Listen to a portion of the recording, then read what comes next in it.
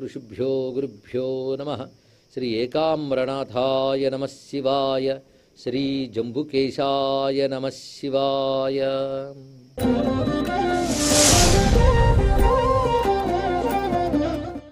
క్షిప్రగణపతి పాదపద్మాలకు నమస్కారం చేసుకుంటూ ఆ స్వామి దయ వల్ల ఆ స్వామి చరణ సన్నిధిలో పంచభూతలింగ మహిమను మనం చెప్పుకుంటున్నాం. పంచభూతలింగ క్షేత్రములు అని ప్రస్తావన చేసినప్పుడు కాంచీపురం మొదలుకొని చిదంబరం వరకు ఇది భౌతికంగా చూసేది. పంచభూతలింగ క్షేత్రం అంటే మన శరీరమే పంచభూతలింగ క్షేత్రంగా దర్శించాలి. ప్రధానంగా ఈ శరీరంలో పంచభూత తత్వములు ఉన్నాయి, బయట ప్రపంచంలో కూడా పంచభూత తత్వములు ఉన్నాయి. ఈ పంచభూతాలతో అనుబంధించి ఎన్ని పంచతత్వములు ఉన్నాయో పరిశీలిద్దాం.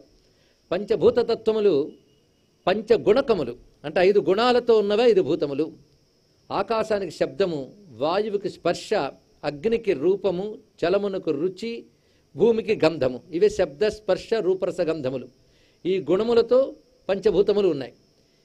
ఈ రెండింటినీ కలుపుకుని మన శరీరంలో ఇంద్రియాలు తయారయ్యాయి. ఆ పంచ తన్మాత్రల్ని గ్రహించడానికే ఇంద్రియములు మనకున్నాయి. పంచ జ్ఞానేంద్రియాలు, పంచ కర్మేంద్రియాలు. కనుక ఇవి కూడా మళ్ళీ పంచతత్వాలతో ఉన్నాయి. ఇవి పని చేయడానికి మరొక పంచ అవసరమైంది మనకి. ఆ పంచ ప్రాణాలు అని చెప్తున్నాం. ప్రాణ అపాన వ్యాన ఉదాన సమాన. మొత్తం ఎన్ని 5లు వచ్చే కొంచెం ఆలోచిస్తే పంచ తన్మాత్రలు, పంచభూతములు, పంచ జ్ఞానేంద్రియాలు, పంచ కర్మేంద్రియాలు, పంచ ప్రాణాలు. మళ్ళీ 5 5 అయితే ఈ పంచ అయిన ప్రపంచం మనకు ఎప్పుడు కనబడుతుంది. కానీ ప్రపంచమంతా ఏ శివుని వలన చైతన్యవంతమై నడుస్తూ ఉన్నదో ఆ శివుని తెలుసుకోవడమే మనం ఇప్పుడు చేస్తున్న పంచభూతలింగ యాత్ర. కానీ విశ్వమంతా శివమయంగా దర్శించడం అనేటువంటి యోగానికి ఈ పంచభూత క్షేత్ర యాత్ర పనికొస్తున్నది. అయితే విశ్వమంతా శివుడే అయినా శివానుభూతి మనకు కలగట్లేదు, అవునా లేదా? ఆ మాటకొస్తే మన హృదయంలోనే శివుడు ఉన్నాడు, కానీ ఆయన అనుభూతి మనకు కలగడం లేదు. అంటే ఏదో ఒక బలీయమైన పాపం మనల్ని అడ్డుకుంటున్నది. పాప సంస్కారములు అడ్డుకుంటున్నాయి గనకనే సర్వం శివమయమైన తదనుభూతి మనం పొందలేకపోతున్నాం. ఏదో ప్రవచన కాలంలోనో, ఎప్పుడో పుస్తకం చదువుతున్నప్పుడు, లేదా పొరపాటున ధ్యానానికి కూర్చున్నప్పుడు ఇవి మనకు కొంచెం అవునేమో అనిపిస్తూ ఉంటుంది. కానీ శివమయమైన అనుభూతి మాత్రం కలగదు. అంటే అనుభూతిని అడ్డుకునే పాపం ఏదో ఉందన్నమాట. ఆ పాపం పోవడానికే క్షేత్రయాత్రలు చేయాలి. కానీ క్షేత్రయాత్రలు మొట్టమొదటి మనల్ని ఏం చేస్తున్నాయంటే చిత్తాన్ని శుద్ధి చేస్తాయి, క్రమంగా చిత్తంలో ఉన్న శివుని చూసేలా చేస్తాయి. అలాగే మన తీర్థయాత్రలు చేయడానికి పనికొచ్చే పంచభూతలింగ క్షేత్రములే కాంచీపురం నుంచి చిదంబరం వరకు.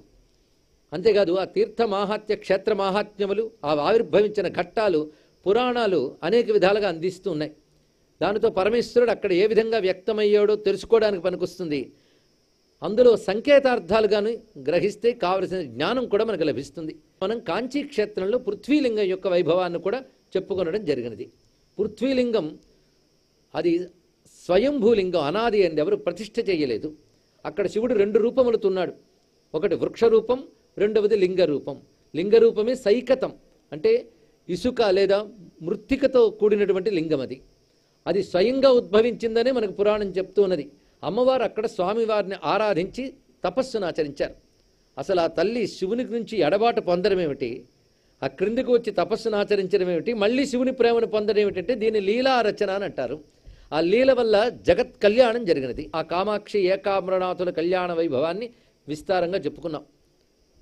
అక్కడ ఉన్నటువంటి శివుడు ఆ లింగ రూపంలో ఉన్నటువంటి వాడై సరిగ్గా ఈ దివ్యమైనటువంటి ఆమ్ర వృక్షానికి దగ్గరలోనే ఉంటుంది ఆ గర్భాలయంలో.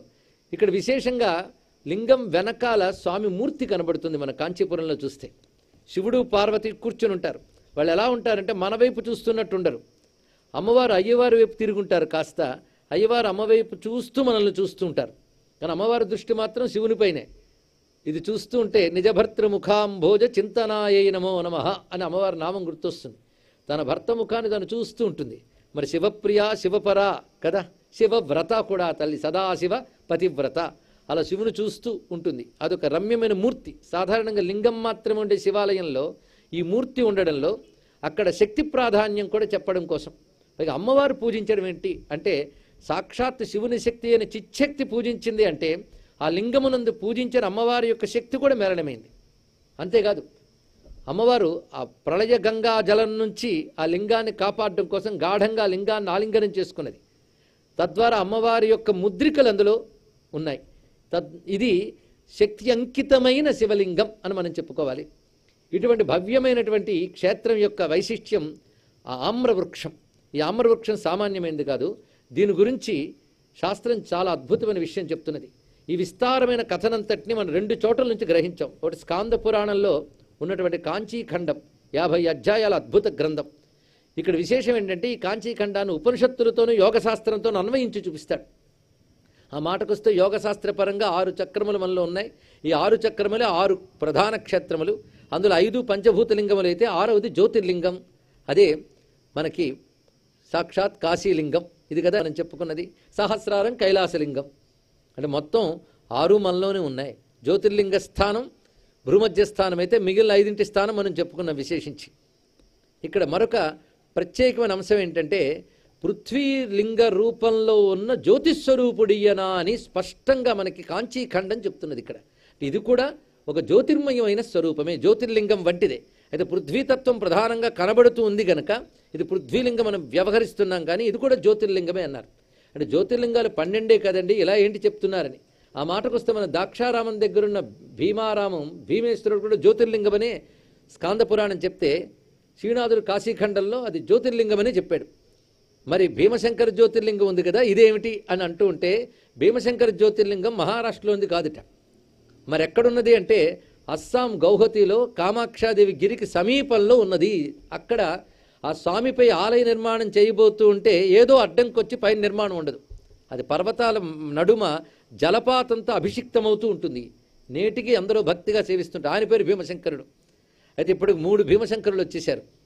ఏది సరైనది అంటే పురాణాలు చెప్తున్న ప్రకారంగా డాకిన్యాం, ఆ డాకిని, ఆ వనము, వాటన్నిటికీ మాత్రం అస్సాం దగ్గర ఉన్నది సరిపోతున్నది. ఇక్కడ మరి మిగిలినవి జ్యోతిర్లింగాలు కావంటే కావని అనడం ఎందుకు? ఈ సందేహం మనకి తీర్చుతూ శివపురాణం చెప్తోంది. 12 ప్రధానంగా చెప్పుకున్నాం, కానీ ఇంకా చాలా జ్యోతిర్లింగాలు ఉన్నాయి అన్నారు. ఆ మాటకొస్తే వైద్యనాథుడి పేరుతో ఎన్నో జ్యోతిర్లింగాలు మనకు కనబడుతూ ఉంటాయి. ఒకటి బీహార్లో, ఒకటి మహారాష్ట్రలో, 3వది చిదంబరం పక్కన వైదీశ్వరన్, ఇది కూడా కనబడుతున్నది. అయితే జ్యోతిర్లింగం అంటే స్వామి తనంత తాను స్వయంభూగా వ్యక్తమివ్వడం ఏదైతే ఉందో అదే జ్యోతిర్లింగం అని ప్రధానంగా చెప్తారు. అలాగైతే ఈ స్వయంభూ క్షేత్రములు చాలా కూడా జ్యోతిర్లింగములుగానే వ్యవహరించవచ్చు. అయితే మనకు ప్రధాన జ్యోతి అయినటువంటి ఆదిత్యుడు రుద్రస్వరూపుడు గనక మన రుద్రస్వరూప సంకర్షణ అంటున్నాం గనక ఆదిత్యుడు ద్వాదశాత్మకుడు గనక శివజ్యోతి మనకు ఆదిత్య మండలం ద్వారా లభిస్తోంది గనక 12 సంఖ్య చెప్పుకున్నారు. ఈ 12 సంఖ్య చెప్పడంలో ఇప్పటి వరకు పంచభూతలింగాలు ఎక్కడున్నాయని అడిగితే ఉపోద్ఘాతం విన్నవారు కాంచీపురం అని చెప్పరు, చిదంబరం వరకు చెప్పరు, మనలో నేను వెంటనే చెప్తారు, అంతే కదా. అదేవిధంగా జ్యోతిర్లింగాలు ఎక్కడున్నాయి? ఇప్పుడు మొత్తం శివుడి అడ్రస్ మనలోని చెప్తేనే మాత్రం ప్రవచనం పూర్తయినట్టు కాదు. 12 జ్యోతిర్లింగాలు ఎక్కడున్నాయి అంటే ఇందాక చెప్పారు కదండి, భూమధ్యంలో కాశీ ఉందని, అది యోగపరంగా చెప్పుకున్నాం. కానీ 12 జ్యోతిర్లింగాలు మనలో ఎక్కడున్నాయంటే కర్మ జ్ఞాన ఖదశకం మనశ్చ జీవయితి విశ్వసర్గాయ ద్వాదశధాయో విచరతి సద్వాదశమూర్తిరస్తు మోదాయ అన్నారు ఇక్కడ. అంటే మనకి కర్మ జ్ఞాన ఖదశకం, ఖమ్ అంటే ఇంద్రియం అని అర్థం, ఖదశకం అంటే 10 ఇంద్రియాలు. అవేంటంటే కర్మ జ్ఞాన ఖదశకం అంటే మొత్తం 10 ఇంద్రియాలు మనకున్నాయి. మనశ్చ 11వది మనస్సు. ఇవన్నీ నేను అనుకునేటువంటి జీవభావం ఏది ఉందో అది 12వది. ఈ 12 ఎవడు వ్యాపించి ఉన్నాడో అతడు శివుడు. కనుక ఈ 12 జ్యోతులుగా అంటే చైతన్యములుగా, జ్యోతి అనే శబ్దానికి చైతన్యం అని అర్థం. ఈ 12 చైతన్యంతో ఉన్నాయా లేదా? మనం చెప్పుకున్న ఇంద్రియాలు కానీ, మనస్సు కానీ, జీవుడు కానీ ఇవి చైతన్యంతో పనిచేస్తున్నా. చైతన్యం ఎవడు? చైతన్య ఏవ శివ, చైతన్యమే శివుడు. అప్పుడు శివుడు అందులో లీనమై ఉన్నాడా లేదా? లీనమైతేనే లింగం, అది జ్యోతిర్లింగం. కనుక 12 జ్యోతిర్లింగాలు ఏవో తెలిసే కదా. ఇవి మన ధ్యాన ప్రక్రియలో చూసి మన ఇంద్రియములే 12 జ్యోతిర్లింగములుగా మనస్సు జీవుడితో కలుపుకుని చెప్పుకుని మనలో ఉన్న పంచభూత తత్వములే పంచభూత లింగములుగా భావన చేయగలిగితే సర్వం శివమయం అనే అనుభూతిలోకి వెళతాం. అప్పుడు నువ్వెవడెవరయ్యా అంటే శివోహం అనే స్థితికి వెళతాం. ఇక్కడ అది ఎంత భౌతిక యాత్ర చేసినా అది ఆధ్యాత్మిక సమన్వయం జరగాలి ఇక్కడ. ఎందుకంటే అది బాహ్యక్షేత్రమైతే ఇది అసలు క్షేత్రం. ఇది ఇక్కడ ఇదం శరీరం కౌంతేయ క్షేత్రమిత్య విధీయతే. క్షేత్రం అంటే ఎనర్జీ ఫీల్డ్ అనే నిర్వచనమే గుర్తుపెట్టుకోండి. ఇలా మనం శివుణ్ణి మనలో తెలుసుకునే ప్రయత్నంలో కాంచీపురంలో ఈ భవ్యమైన ఆమ్రవృక్ష కథని మార్కండేయ మహర్షి స్వయంగా చెప్తాడు కామాక్షి విలాసం అనే గ్రంథంలో. అది కొందరు ఋషులతో చెప్తున్నాడు తన అనుభవాన్ని. నేను అనేక పర్యాయాలు కల్పాల్లో ప్రళయాల్ని చూశాను. ఎందుకంటే 7 కల్పాలు జీవించేటువంటి దీర్ఘాయుష్యుని వరంగా పొందాడు మార్కండేయుడు శివుని నుంచి. అందుకే ప్రతి కల్పాంత కాలంలో ఆయన ఒక ప్రళయాన్ని చూస్తూ ఉంటాడు.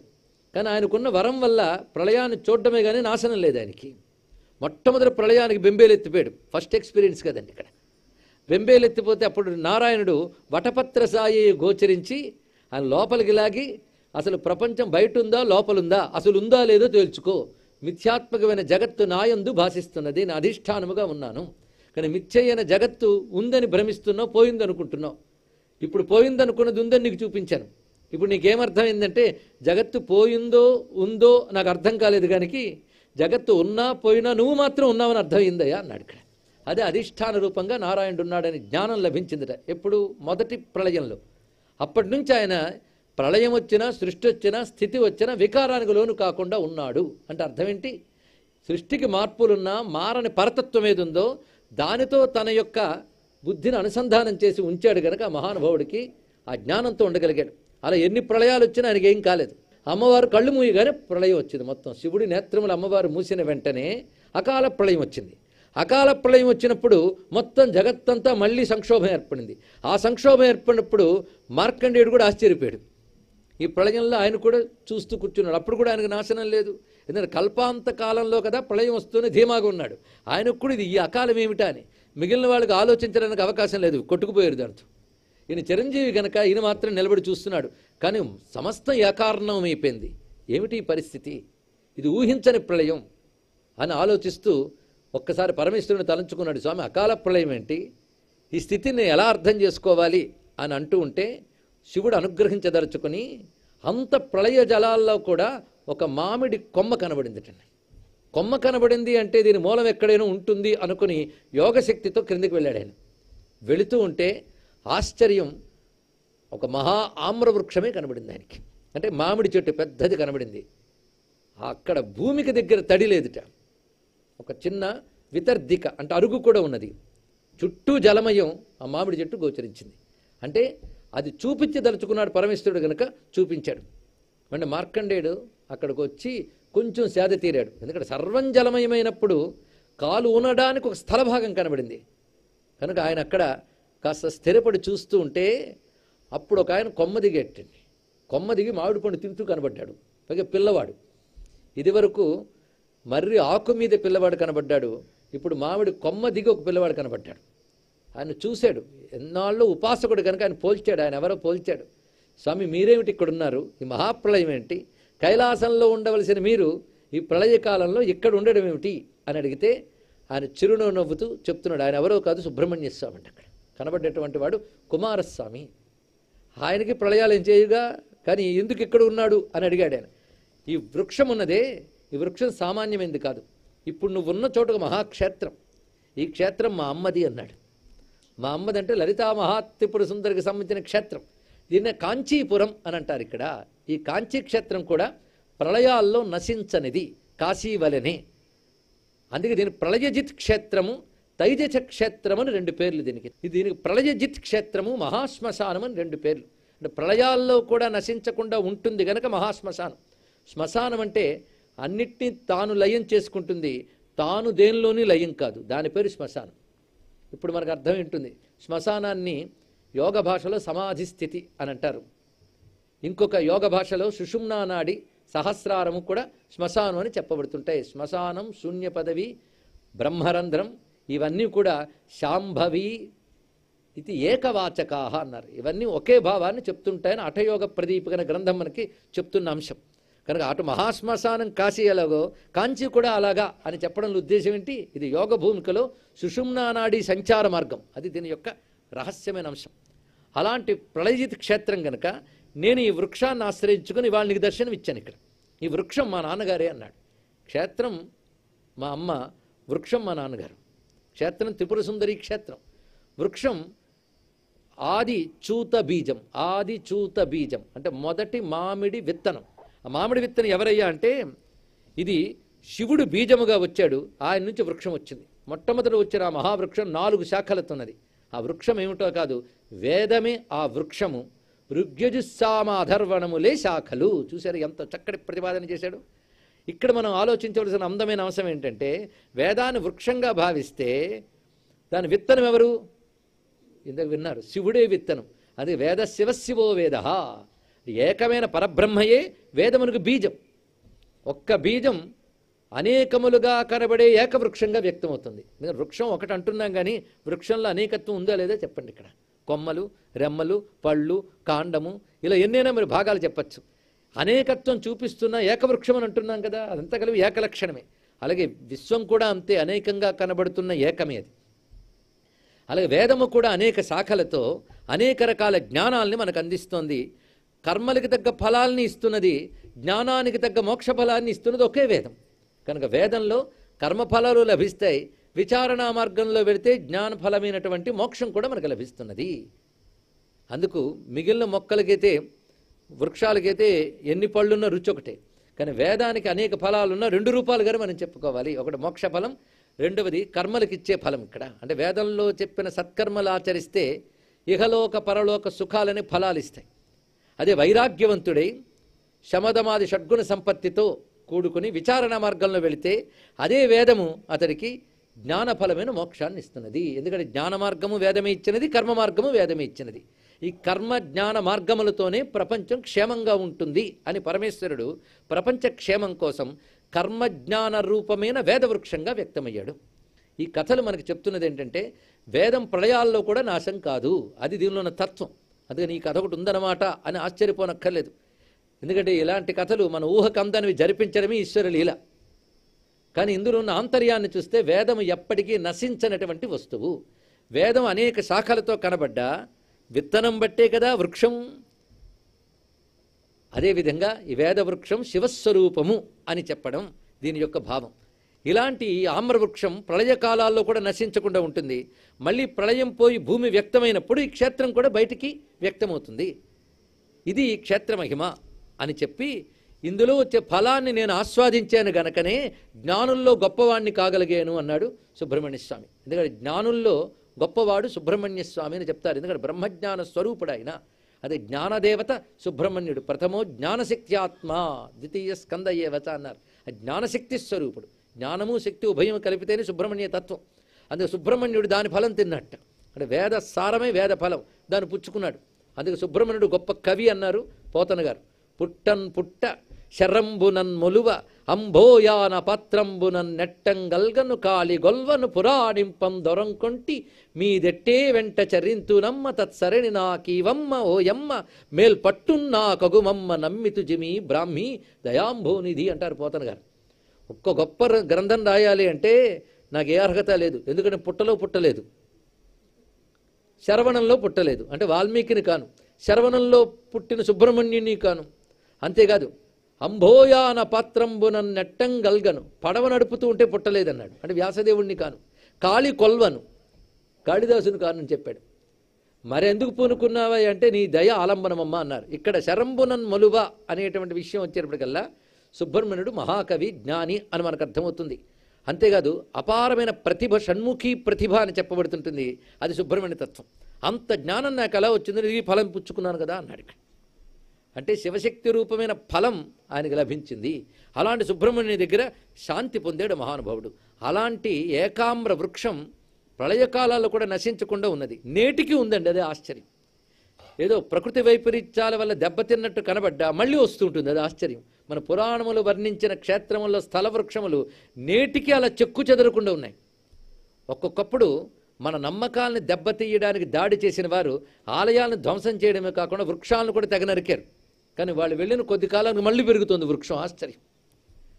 అందుకే ఒక ఆయన భారతీయ సంస్కృతి గురించి చెప్తూ వాళ్ళు నరికేసినా ఆ స్థల వృక్షాలు మళ్ళీ పెరుగుతున్నాయి, వాళ్ళు దెబ్బతీసినా హిందూ ధర్మం అలాగే వృద్ధి చెందుతూ ఉంటుందని చెప్పారు. ఇది కూడా తెలుసుకోవాల్సిన మంచి అందమైన అంశం. కానీ ఏకామ్ర అని దాని యొక్క పేరు. అంటే ఏకామ్ర అంటే అంత వేదవృక్షానికి ఒకే ఆమ్రబీజం శివుడు, అంత వేదవృక్షము ఒకే శివస్వరూపము అని కూడా చెప్పడం. అది ఏకామ్ర వృక్షం అంటే ఇతర ఆమ్రముల వృక్షముల వంటిది కాదు, భిన్నమైనది.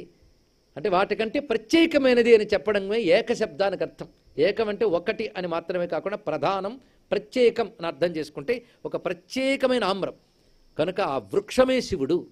ఆ చెట్టు కింద గాని కాస్త నిలబడి శివస్మరణ చేసినప్పటికీ కూడా వారు ధన్యులవుతారు సుమా అంటూ పంచభూతలింగ మహిమలో ఆ విషయాన్ని కూడా మార్కండేయుడు స్వయంగా చూడటమే కాకుండా తర్వాత జరిగిన కొన్ని కథలు కూడా చెప్పాడు ఆయన. ఒక ఆయన చోర బుద్ధితో ఒక స్వర్ణలింగాన్ని అపహరించేట డబ్బు కోసం. భక్తుడికైతే శివలింగం, మామూలు అయితే బంగారం. ఏం చేస్తాడు వాడు? దాన్ని తీసుకెళ్ళి కరిగించి డబ్బు చేసుకు తిన్నాడు. దాని ఫలితంగా వాడికి కలిగిన సంతానమంతా భయంకరమైన రోగానికి లోనయ్యి అసమర్థులై మారిపోయారు వాళ్ళు. దానితో దుఃఖపడ్డాడు, చాలా యాతన పడ్డాడు. చూసారా, చోరాది కృత్యములు చేసినప్పుడు అలా వచ్చిన అక్రమార్జన వల్ల దుష్ట సంతానం కలుగుతుంది, ఉన్న సంతానానికి కూడా దుష్ఫలితాలు లభిస్తాయి. తెలుసుకోండి ఇక్కడ ఇలాంటి కథలు అందుకే తెలుసుకుంటూ ఉండాలి. అప్పటికి బాగానే ఉంటుంది అవినీతి అక్రమం, దాని దుష్ఫలితాలు తర్వాత అనుభవించక తప్పదు. మహానుభావుడు మనువు ధర్మశాస్త్రంలో ఒక మాట చెప్తాడు, దుష్ఫలితాలు అప్పుడే తెలిసిపోతాయి అనుకోవద్దు. దుష్కర్మ ఇలా చేస్తే అలా వచ్చేస్తుందండి, పాలు ఇలా పిండితే అలా వచ్చేవచ్చు, కానీ దుష్కర్మ ఫలం అలా రాదు, అది క్రమంగా వస్తుంది. వీడితోనే కాకుండా వీడి తర్వాత తరాల్లో కూడా వస్తుంది అని చెప్పారు ఇక్కడ. మొత్తానికి అతనికి స్వర్ణలింగ చోర దోషం ఏర్పడి సంతానంలో ఆ దుస్థితి కనబడి దరిద్రాల పాలే బాధపడుతూ ఆఖరికి వీళ్ళ కాళ్ళు వాళ్ళ కాళ్ళు పట్టుకుంటే ఎవరు సూచన ఇచ్చారు, కాంచీ క్షేత్రానికి వెళ్ళు, అక్కడ ఏకాంబరణ నాథ దర్శనం చేయని. ఆయన వచ్చి వృక్షం దగ్గర నిలబడి భోరుముని శివుడి కోసం ఏడిస్తే అప్పుడు శివుడు దయతలచి అతని యొక్క పాపాన్ని పరిహరింపజేశాడు. తిరిగి సంతాన ఆరోగ్యవంతులయ్యారు. అప్పటి నుంచి ఆయన పనిచేసేట వైరాగ్యం కలిగి ఆ కాంచీ క్షేత్రాన్ని అంటిపెట్టుకుని తపస్సు అయ్యే సాధన చేసి సిద్ధి పొందాడు అని ఈ కథని చెప్పాడు. ఈ కథని కేవలం ఆమ్రమ యొక్క మహిమ చెప్పడమే కాకుండా ధర్మము యొక్క గొప్పతనం చెప్పడం, పశ్చాత్తప్తుడై వైరాగ్యవంతుడై అన్నీ విడిచిపెట్టి ఆశ్రయించినందుకు అతడు ధన్యుడయ్యాడని కూడా ఈ వృత్తాంతంలో కనబడుతున్నది. ఇలాంటి కాంచీ మహిమలు చాలా ఉన్నాయి. ఇప్పటి వరకు చెప్పుకున్నవి ప్రధానంగా చాలు. అయితే కాంచీలో చాలా తీర్థాలు ఉన్నాయి, కోనేరులు ఉన్నాయి, శివాలయంలో తీర్థాలు ఉన్నాయి, అమ్మవారి ఆలయంలో తీర్థాలు ఉన్నాయి, విష్ణు ఆలయంలో కూడా తీర్థాలు మనకు కనబడుతున్నాయి.